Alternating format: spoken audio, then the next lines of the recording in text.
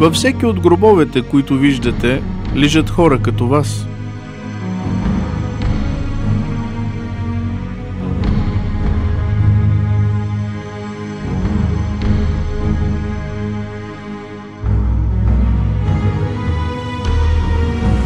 И те някога са гледали телевизия, както вие правите сега.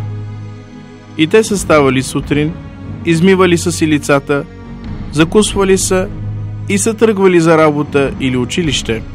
Те също някога са имали близки, които са обичали, известни личности, на които са били почитатели, собствени жилища, коли, фактури, които е трябвало да изплащат. И те са чествали специални дни, като Нова година или рождения си ден. Те никога не са се и замислили, че един ден, точно както настъпва деня на тяхното раждане, ще настъпи и деня на тяхната смърт.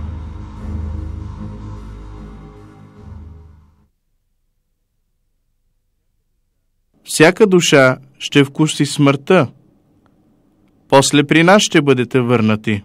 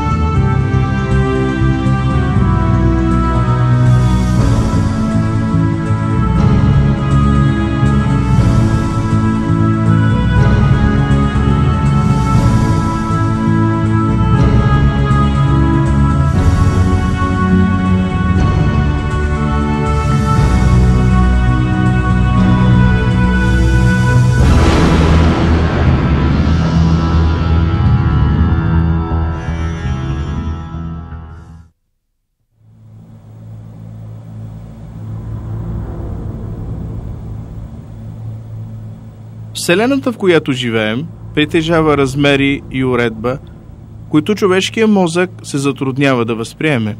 Предполага се, че във Вселената има около 300 милиарда галактики. Млечният път е само една от тях.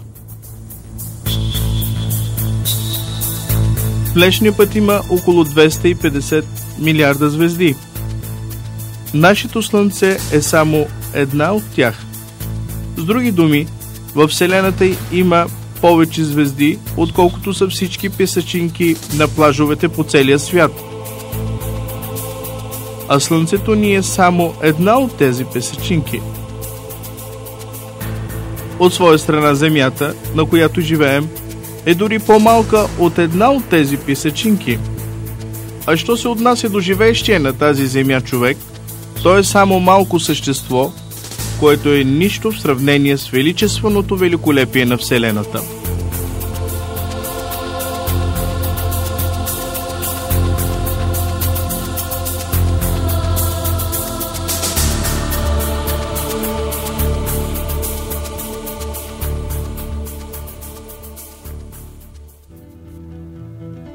В повечето случаи човек забравя всичко това и въобразявайки си, че е наистина много изключително същество, живее в високомерие и надменност. Той забравя, че е едно безпомощно, сътворено от Бог същество и че един ден ще умре и ще даде равносметка за делата си пред Бог. Нещо повече, той се обвързва страстно към земята, която е по-малка и от песъчинка в сравнение с размерите на Вселената.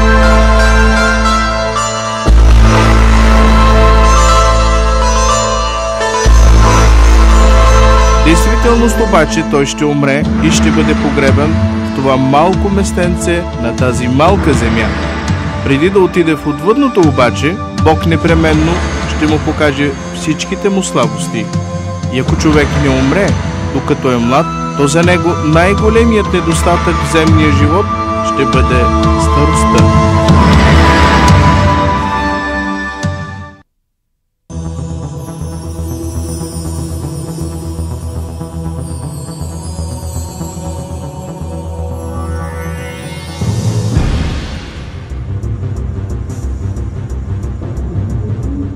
Животът на повечето хора преминава в увлечение по всекидневното тичане насам-натам.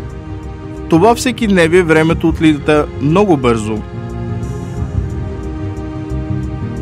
Дни, седмици, месеци и години, докато човек отвори и затвори очите си, те са отминали.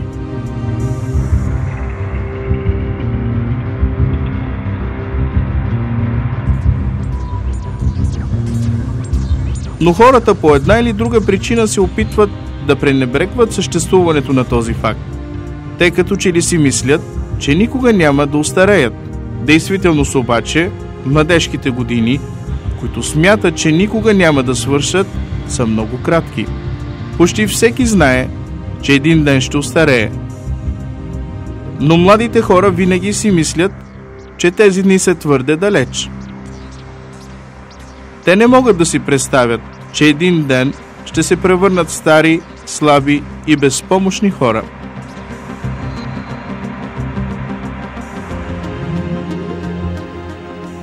Двамата младежи, които виждате на тези фотографии, имат хубави лица, чиста и лъскава кожа и блестящи зъби. Но има още една подробност. Тези снимки са направени през 1955 година.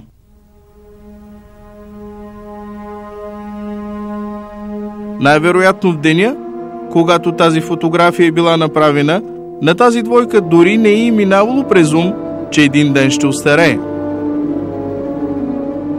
Но днес, когато са изминали около 50 години, не е останал и помен от младостта и красотата от снимката.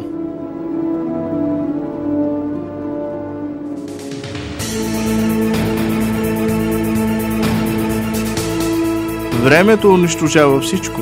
Това е един от законите на земния живот.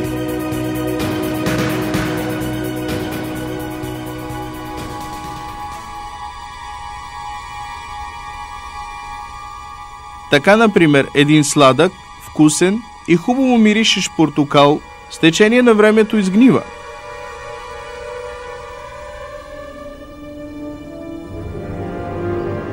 За много кратко време една ябълка се разваля.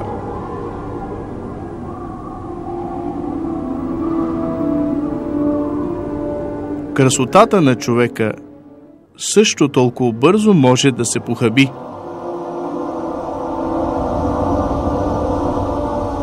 Кожата, която е най-важният компонент на човешката красота, с течение на времето започва да губи еластичността си, изтънява и увисва. С началото на стареенето, кожата, която е гладка и лъскава през младежките години, започва да се набръчква и подобно на изсъхналата почва загубва цялата си жизненост.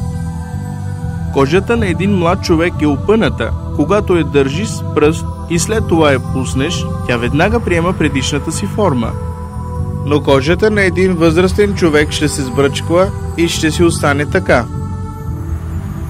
С настъпването на старостта косата започва да побелява и да окапва.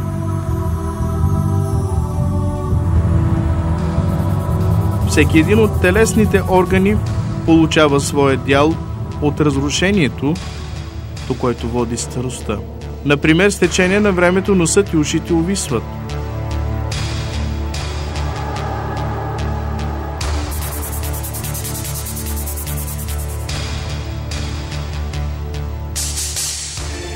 Остарява не само външността, но и възприятията на човека.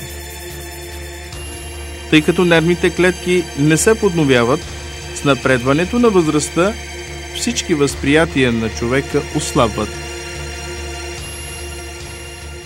С остаряването си човек започва да вижда по-лошо, да чува по-слабо.